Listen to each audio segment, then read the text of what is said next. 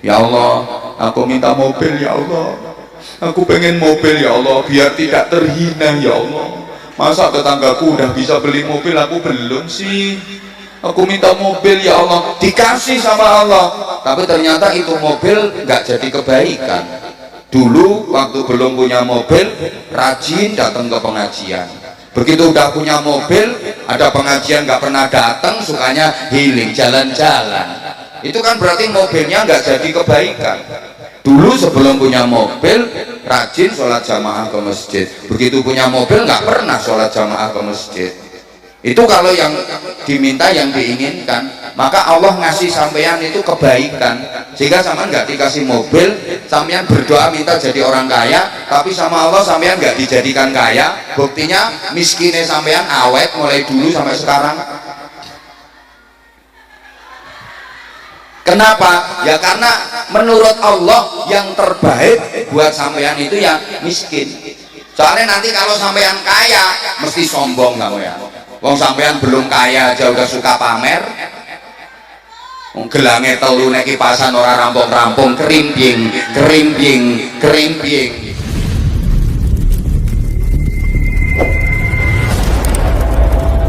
Manfaat untuk sesama. Sebaik-baik manusia itu yang bisa memberi manfaat kepada sesama, berarti bisa membahagiakan banyak orang. Memberi manfaat itu berarti membahagiakan. Orang yang baik itu orang yang bisa membahagiakan banyak orang. Orang baik itu orang yang bisa berbagi kebahagiaan. Dan yang bisa berbagi kebahagiaan hanya orang-orang yang hidupnya bahagia. Lah kalau hidupnya sendiri nggak bahagia, ya nggak mungkin bisa berbagi kebahagiaan kepada orang lain, betul? Yang bisa bagi-bagi duit ya hanya orang-orang yang punya duit. Lah kalau orang nggak punya duit kayak yang sekarang lagi ndoprok dan kipas-kipas itu, nah orangnya ketawa. Lah yang nggak mungkin bisa bagi-bagi duit, wong dia nggak punya duit, nggak mungkin bisa bagi-bagi. Malah senengane jagakno entuk ndum-nduman.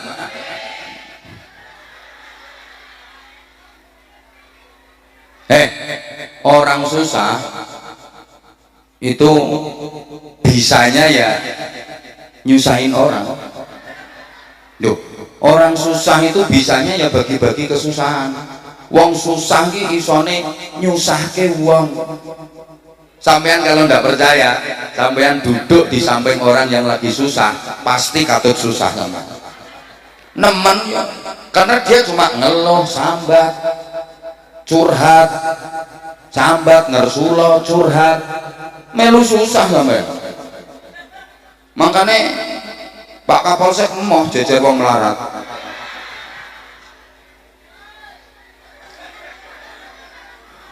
Orang susah itu hidupnya ya nyusahin orang. Padahal siapa yang nyusahin orang lain, alamat hidupnya bakal dibikin susah sama Allah. Maka jangan biasakan. Kok amin nih loh. Wong nang uripe nyusahno wong ae. Alamat arep digawe susah uripe karo Gusti Allah. Siapa yang suka menyusahkan orang lain, hidupnya akan dibikin susah sama Allah. Siapa yang suka menghina orang lain, hidupnya akan dibikin hina sama Allah. Siapa yang suka merendahkan orang lain, hidupnya akan dibikin rendah sama Allah. Nah sebaliknya, siapa yang suka menghormati orang lain, ya dia akan dibikin terhormat sama Allah. Siapa yang senang memuliakan orang lain, dia akan dimuliakan oleh Allah. Siapa yang suka membahagiakan orang lain, dia akan dibikin bahagia sama Allah. Makanya saya kalau ngaji, maaf sampean tak ajak guyon, ketawa, ketiwi, humor, biar sampean bahagia. Karena saya pengen dibahagiakan sama Allah. Saya harus membahagiakan banyak orang. Makanya kalau ngaji bareng saya kayak gini, yakin nggak lupa kalau kredit nggak ingat kalau kreditannya belum lunas. Itu kan masih banyak kreditan itu ketoro. Wajahnya wajah mengandung kreditan. Tapi kalau lagi kayak gini kan nggak ingat, lali. Bupati terpilih pun lupa kalau hutangnya belum lunas. Loh, dikira beliau nggak punya utang, modal kemarin utangan kabeh.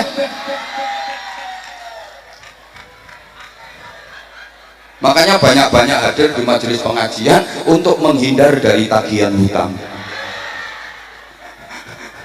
Pokoknya kalau mau ditagih hutang ya nyari majelis pengajian. Gak ada orang nagih hutang di pengajian. Allahumma sholli ala Muhammad.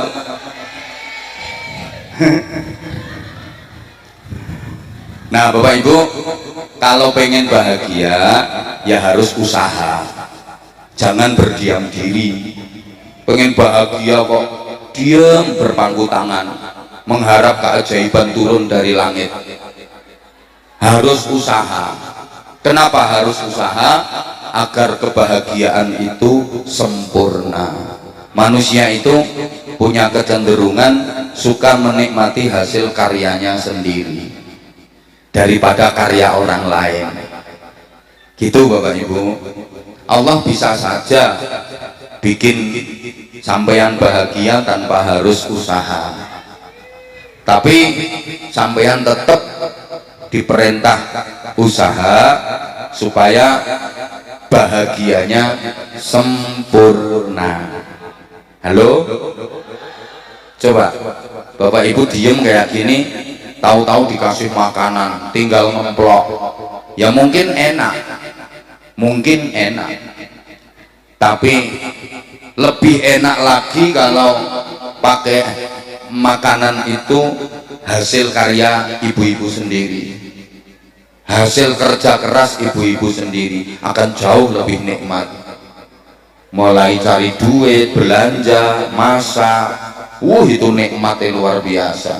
Belum matang aja udah dicicipin terus.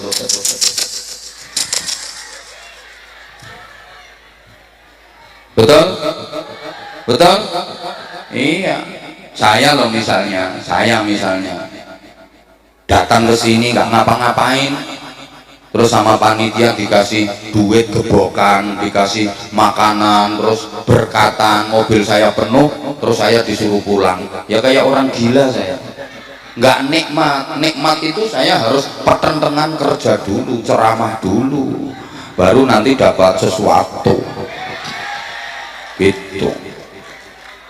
Coba maaf, ibu-ibu, bapak-bapak pilih mana? Nggak ngapa-ngapain langsung punya anak, sama ngapa-ngapain dulu baru punya anak. Ayo pilih mana? Ayo pilih ngapa-ngapain dulu. Yang enak itu ngapain-ngapainnya.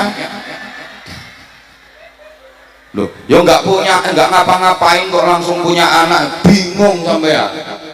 Loh kok morong-morong duwe anak padahal nggak ngapa-ngapain, bingung. Ya lebih enak ngapa-ngapain dulu terus dibolan-baleni, diulang-ulang. Ya pertentangan perengkosan baru punya anak. Lo sampean misalnya di dunia ini nggak ngapa-ngapain langsung dimasukkan ke surga, dapat kenikmatan surga macam-macam, itu nggak sempurna kenikmatannya. Makanya sekarang sampean disuruh ngapa-ngapain, disuruh sholat, capek, Allahu Akbar, entul jadi duli-guling, entul gobek-gobek, kawek-kawek, cerai kalau Allahu Akbar, entul jadi duli-guling, entul gobek-gobek, kawek-kawek. Ya itu nanti biar di akhirat, kalau nanti sampean ke surga, itu kalau jadi loh ya. Ya, potongannya orang sido itu merasakan kenikmatan benar-benar sempurna. Sekarang berpayah-payah dulu, bercapek-capek dulu. Di saat orang lagi tidur nyenyak, bangun, Allahu Akbar, entul jadi duli-guling, entul gobek-gobek, kawek-kawek. Yang lain makan minum, sampean harus ngapa-ngapain, capek dulu, puasa seminggu 7 hari, potong 2 harinya untuk puasa, hari Senin sama hari Kamis. Kalau nggak kuat boleh dibagi, bapak yang Senin, ibu yang Kemis. Jadi tiap hari Senin bapak nyenen, tiap hari Kemis ibu Kemis.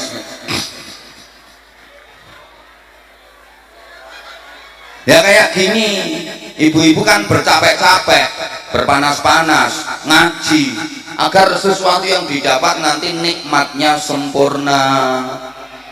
Ibu rela duduk berdesak-desakan, mampu kelek kecut, kayak nyonge yang tidak mandi. Ayo coba gitu, supaya mendapatkan kenikmatan sempurna. Aku tadi kan udah ngomong jangan riwariwi, ya itu akibatnya orang yang riwariwi. Dilanjut gak ini? Oke, Bapak Ibu para jamaah, nikmat itu nggak harus enak, tapi nikmat itu membahagiakan meskipun sakit. Mbok gak direken aku. Nikmat itu nggak harus enak, tapi nikmat itu membahagiakan meskipun sakit. Terasa nikmat. Nikmat sama enak itu beda loh. Beda. Enak itu objektif, nikmat itu subjektif. Lah gak ngerti ini, gak ngerti. Dah kasih pertanyaan aja, tolong dijawab ya. Kalau jawabnya kenceng, semangat, insya Allah saya ngajinya lama, karena jamaahnya semangat. Tapi kalau jawabnya males-malesan, ya sebentar aja, pindah, geser Purworejo. Nggak ngurus wong Karang Benda. Ayo, untuk membuktikan bahwa nikmat sama enak itu beda. Coba makan di restoran mewah sama makan di tengah sawah, lebih enak mana? Nah, jawabnya mesti tengah sawah, soalnya sampean nggak pernah ke restoran mewah. Wong ranti duit. Jawabannya kompak, enak tengah sawah. Panjane ra tau ning restoran mewah. Padahal itu jawaban yang salah.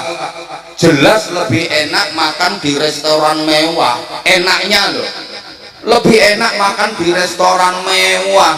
Menunya lebih lengkap, bumbunya lebih spesial, lebih higienis, komplit, harganya juga lebih mahal, enak. Tapi kalau bicara nikmat, boleh jadi lebih nikmat makan yang di tengah sawah. Ya betul, wong potonganmu ra tau ning restoran mewah. Ayo ngene iki nang diviralno pelecehan, melecehkan orang miskin,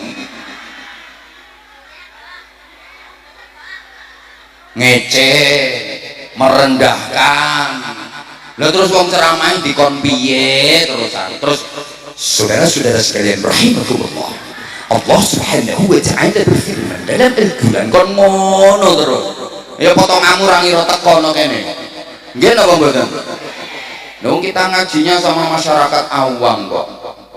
Itu loh. Ya harus bijaksana kalau nanti ada bikin aturan. Tuh. Loh nanti yang diizinkan ceramah hanya yang pertentangan terus nih.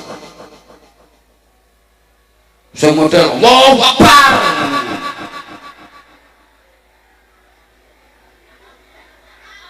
Jangan lupa loh ya, ada yang pengen buhot macam-macam, pengen mengganti Pancasila macam-macam, itu harus dipertimbangkan juga Pak Kapolsek. Jangan lupa, bahwa kalau udah berurusan dengan politik, hati-hati. Jangan kok mewenangi kayak wong serius ono modelmu. Oh mirengaken ya wes. Loh, kalau bicara enak, jelas enak yang di restoran mewah. Tapi kalau bicara nikmat, boleh jadi lebih nikmat yang di tengah sawah. Makan di tengah sawah, nggak mikir utang.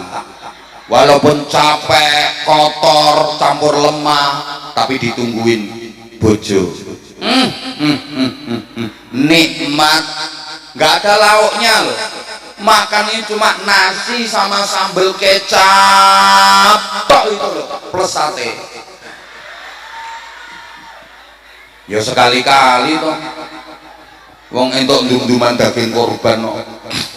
Itu nikmatnya luar biasa loh, gak mikir utang, cuma nasi sama sambel entek-entekan, turah sambele tambah nasi turah nasi tambah sambele, turah sambele tambah nasi sambel habis nasinya kok masih, ya cidoke linet teko ngisor, campur uget-uget ini nikmatnya ndak karuan. Di kampung wong lho ora krasa, ndak mikir utang. Lah yang di restoran mewah kalau utangnya oke, gayane tok dadi camat. Padahal utangnya akeh. Itu di restoran mewah kadang-kadang nggak nikmat. Baru dapat 2 sendok beliau telan, sendokan ketiga keselak karena Pak Camat denger dari belakang ada orang batuk. Suaranya persis wong sing diutangi. Keselak. Gitu loh. Oh ngenyek camat, ayo nanti viral no Pak Camat. Halo, coba lagi pertanyaan. Ngapunten, tidur di spring bed sama tidur di pring kriet, enak mana? Nah, saya iso jawab besar rumusnya. Nek gak iso jawab ya on tenanan. Udah tahu rumusnya. Kalau bicara enak ya enak yang di spring bed, mentul mentul mendut mendut. Tapi kalau bicara nikmat, boleh jadi lebih nikmat ya di pring kriet dari bambu itu. Mau tidur gegere kecepet galar, kecantol paku. Tapi mimpinya mimpi rekreasi, wisata di tempat-tempat yang indah. Lah nikmat. Lah yang tidurnya di spring bed mentul-mentul mendut-mendut, mimpinya mimpi kelelep, tenggelam, kecelakaan, mimpi jatuh, loro, apa diberki genderuwo, loro, gitu loh. Halo. Jadi nikmat itu kadang-kadang sakit. Maaf dijawab lagi, dicubit, dicewet, dicubit, sakit apa sakit? Sakit. Tapi kalau yang nyubit orang yang dicintai, ya sakit, tapi terasa nikmat. Sakitnya sakit, tapi rasanya nikmat. Contoh, kamu dicubit sama aku,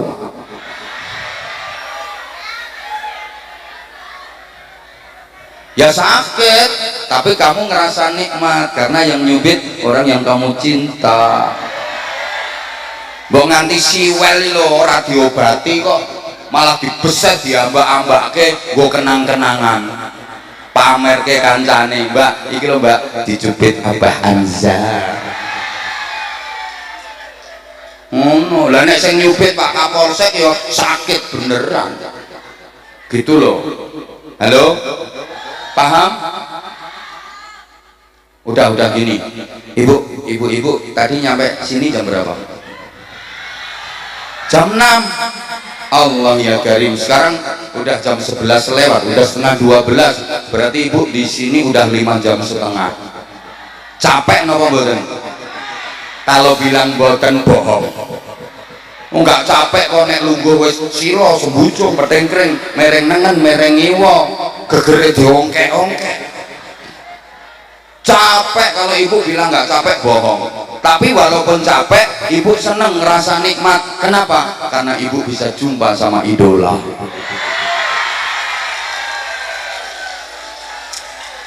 Makasih. Aku ceramah bisa bertahan sampai hari ini juga karena kamu sayang. Walaupun banyak penceramah-penceramah baru bermunculan, ternyata kamu nggak berpaling ke lain hati. Aku kalau tau kayak gini tuh makin sayang sama kamu. I love you semuanya. I love you. I love you.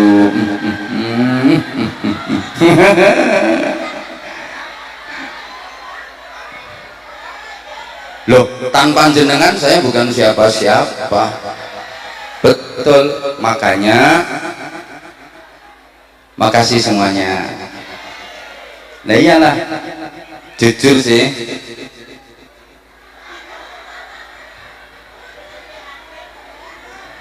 Ya Allah ya Karim, I love you.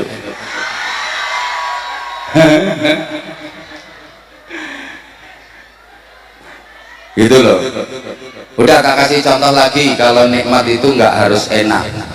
Nikmat itu kadang-kadang sakit, tapi terasa nikmat. Ibu maaf, hamil, bahasa Inggrisnya the matern. Itu capek apa capek? Ya capek, ya payah, ya sakit. Baru hamil muda aja udah muntah-muntah, nggak keluar apa-apanya loh, kering itu.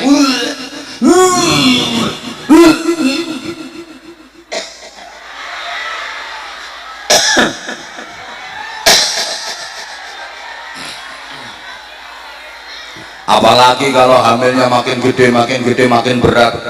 Capek ini. Capek, tapi ibu ngerasa nikmat kalau yang dikandung adalah anak dari suami yang dicintai. Betul Bu? Betul. Orang tengah malam lagi tidur, bayi yang dikandung itu nendang-nendang perut, deyel, nyunjuk sakit, tapi ibu ngerasa nikmat. Buktinya kadang suami lagi tidur aja dibangunin, bayi ini nendang-nendang, deyel, ya bangun tangi ya kilo proyek harapannya sampeyan ya pola ya nikmat gitu loh. Lah kita semua pengen bahagia dunia hingga ke surga. Lah nanti diantara jalannya ya lewat masjid, maksud saya begitu. Waduh, makanya iya masih lama ya. Makanya kita diajari doa yang itu diabadikan dalam Al-Quran. Orang sering bilang sebagai doa sapu jagat, Rabbana atina fid dunya hasanah wa fil akhirati hasanah wa qina adzabannar. Ya Allah ya Tuhanku, berikanlah kepadaku kebaikan di dunia. Ya Allah ya Tuhanku, berikanlah kepadaku kebaikan di akhirat, dan selamatkanlah aku dari siksa neraka. Atau bisa diartikan, ya Allah ya Tuhanku, berikanlah kepadaku kebaikan di dunia, yang dengan kebaikan itu aku bisa mendapatkan kebaikan di akhirat, yang dengan kebaikan itu aku terselamatkan dari siksa neraka. Ini pelajaran Bapak Ibu para jamaah. Kalau kita teliti asbabun nuzulnya ayat ini, sebab-sebab turunnya ayat ini, kalau Bapak Ibu mau memperhatikan, tapi nek potong kamu rangiro ngopo kok nyinauni asbabun nuzul bareng ora bakal ngaji ora cetha. Wis pokoknya tak kasih tahu, tak aturi matenge ngoten mawon nggih. Makanya enak kayak sampeyan ngaji terima jadi, terima mateng, tinggal nerima mengamalkan. Nah ini yang ceramah yang nyampaikan, nyarinya lama loh, di pesantren itu belasan tahun ngaji tirakat riyadhah susah. Jadi sampeyan iki padha karo mburuhke kula. Nah kula sing pertentangan lan goleki sampeyan mengkari ngrungokke wis mateng lho penake ngono. Wah aku lah pertentangan suwe. Makanya nanti kalau ternyata di akhirat kok Pak Camat, Pak Kapolsek surganya lebih bagus daripada saya, tak protes malaikat. Loh, mungkin ini gak tau ngerti helikopter kok. Pokoknya sing dangan-dangan ngerti helikopter, muga-muga tengkengan. Udah. Mana? Lanjut. Oke. Ini kan dulu begini ceritanya. Ayat ini teguran dari Allah, sekaligus Allah meluruskan apa sayang?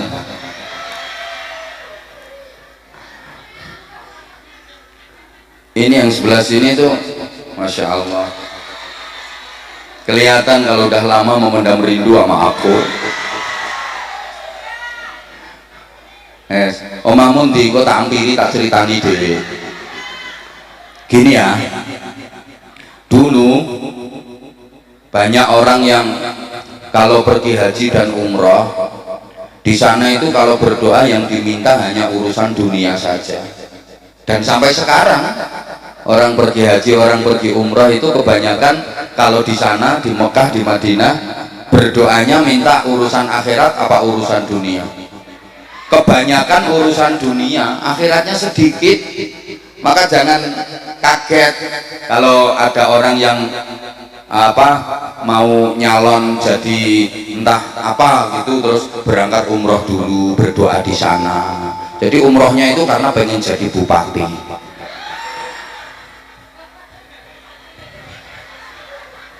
Umrohnya karena pengen jadi gubernur, umrohnya karena pengen jadi anggota dewan. Loh, jadi memang kebanyakan gitu. Coba kalau nggak percaya, yang sudah pernah umroh, udah pernah haji, kalau mau jujur, diingat-ingat, selama haji, selama umroh di sana, kalau berdoa meminta kepada Allah, itu lebih banyak minta urusan akhirat apa minta urusan dunia? Udah, sampean yang belum pernah haji, belum pernah umroh, mudah-mudahan diizinkan Allah untuk bisa umroh minimal. Syukur-syukur haji.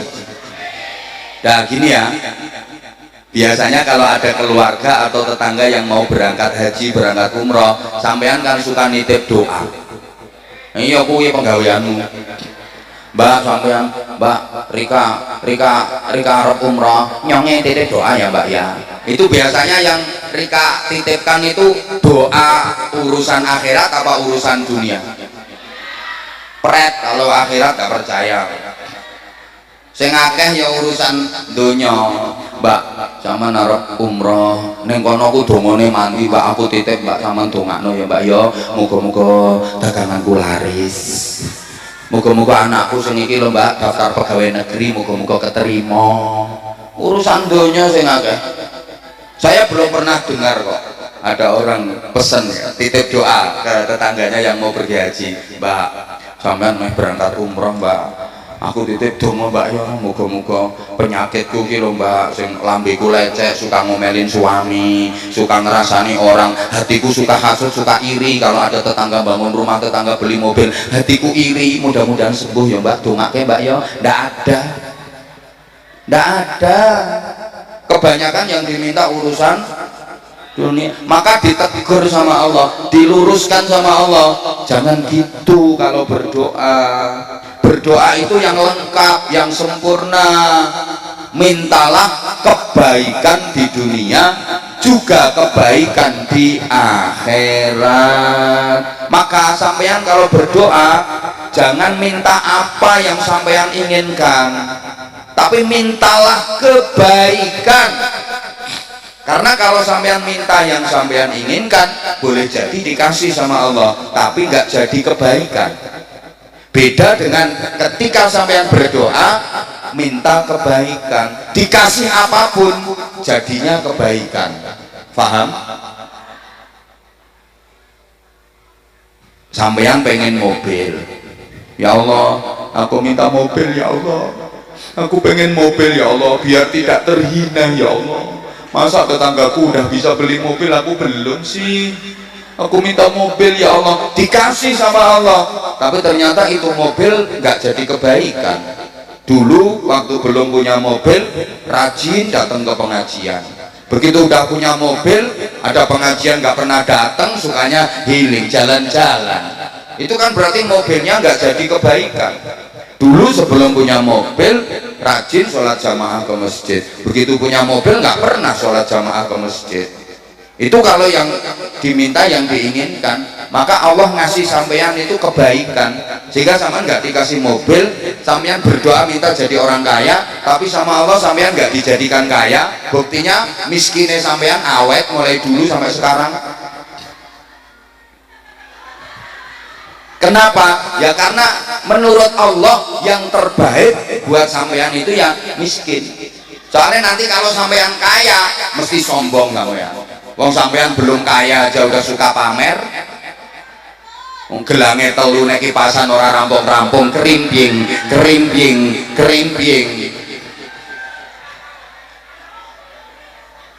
Apalagi nanti kalau kaya mesti malah jentik, ditanya mau kemana Bu? Melengos, nggak level.